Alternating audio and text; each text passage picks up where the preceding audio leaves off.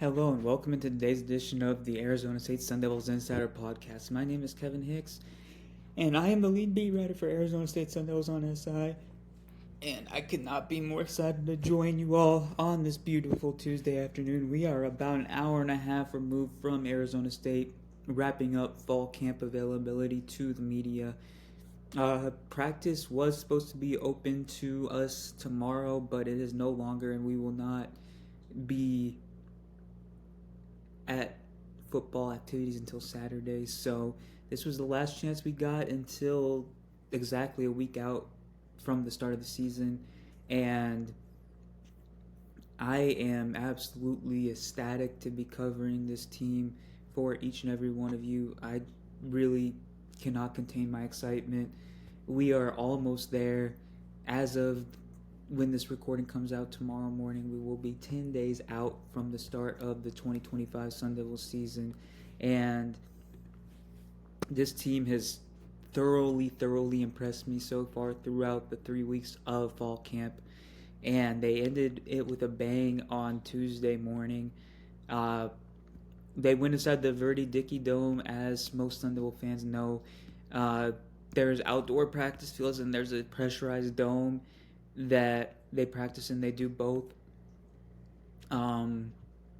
Today, it was interesting. So Coach Dillingham alluded to the fact that they turned off the air right when I walked in. I could tell that there wasn't much airflow. There were really only two swamp coolers within the dome that were providing a little bit of airflow and a little bit of relief, but overall they were preparing them for different weather scenarios since this summer in the Phoenix area hasn't been very humid. Obviously, they play Mississippi State September 6th, and that could be a very muggy game, could have rain, so they are trying to prepare them for that in that manner. Um, Great practice overall, and I just wanted to give a brief rundown of some things I noticed, some of the parts of scrimmages that really caught my eye, and yeah, let's get into it. So, I really wanted to mention the running back room today.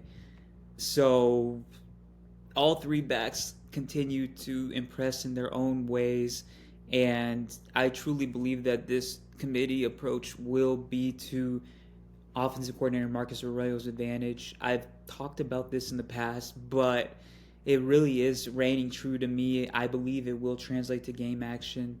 Uh, Arroyo is going to have a lot more flexibility when it comes to his play calling this season because of the versatility of the running back room. They all could provide matchup advantages in specific matchups. Like, let's say, for example, a Kanye Udo, a prototypical zone style running back, could fare better against the defensive line such as Texas Tech, while Kyson Brown could fare better against a Baylor. Just that train of thought, just really, if even two of the three of them really show out during the regular season, Arizona State is in great hands, and the offense, ceiling wise, could be even higher than last season. Uh, from what I noticed during practice, Raleek had a couple of nice catches. He had a couple of nice runs. Kanye Udo broke a run free, and if the play hadn't been blown dead, he probably would have broken it for a touchdown. Kyson broke a run for about 35 yards. He caught two or three passes. Um, yeah, all three of them were very impressive in their own ways. And I continue to believe in that group, contrary to a lot of people that are skeptical.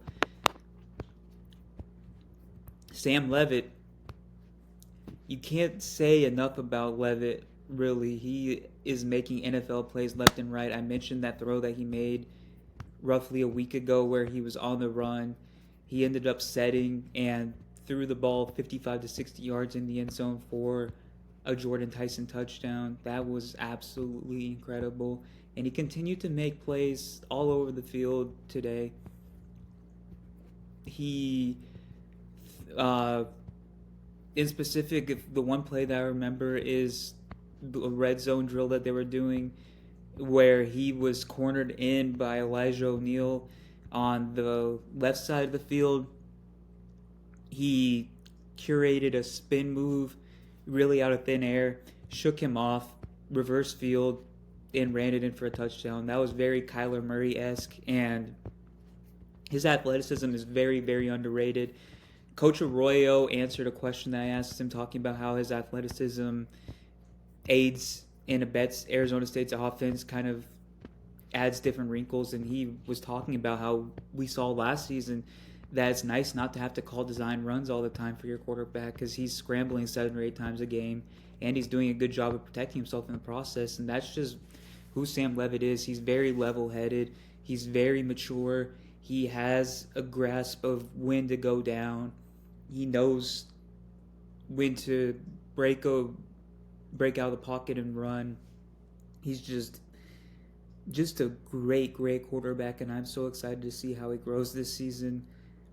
One of the other plays that I wanted to mention from Leavitt was a 35-yard passing touchdown to Shimon Mateer. Mateer broke free from 2 defenders, I believe. Leavitt threw a perfect ball in the front corner of the end zone. Easy touchdown, and Mateer really showed off his explosiveness there. The tight end room, once again, is going to be a strength of this team. They were running 13 personnel, which is 3 tight ends, during an offensive walkthrough drill portion of practice. And let's go to perhaps 2 of the most impressive plays of the day outside of those that I mentioned previously. So Jordan Tyson made an absolutely incredible catch. He was being covered by Keith Abney, and Abney ended up getting flagged on the play for holding. So Abney was holding him as the ball approached the front of the end zone. The ball got tipped up. Tyson made an incredibly athletic contouring move towards the ball, grabbed it with one hand, and secured the ball on the way down. Touchdown, and that was a jaw-dropping play from the preseason All-American receiver. He continues to show off during practice on a consistent basis, and he is going to be a first-round pick in the NFL draft. There's no doubt in my mind there.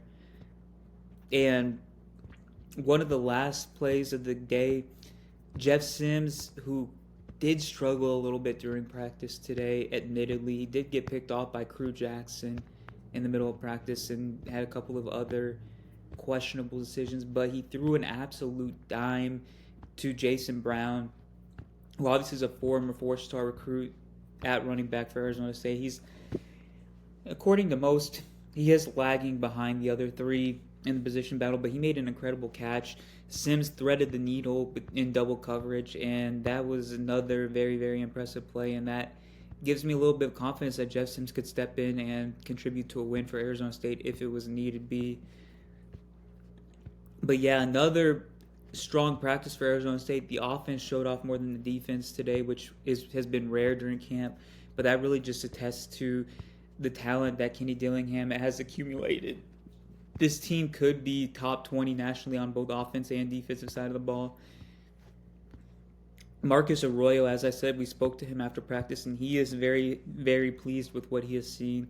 He believes in the defense, and Arizona State football is now just 11 days away. It'll be 10 days away as of my recording tomorrow morning. And that is really all I have for today for the practice report. Thank you so much for tuning in today. I can't wait to see you tomorrow, and goodbye.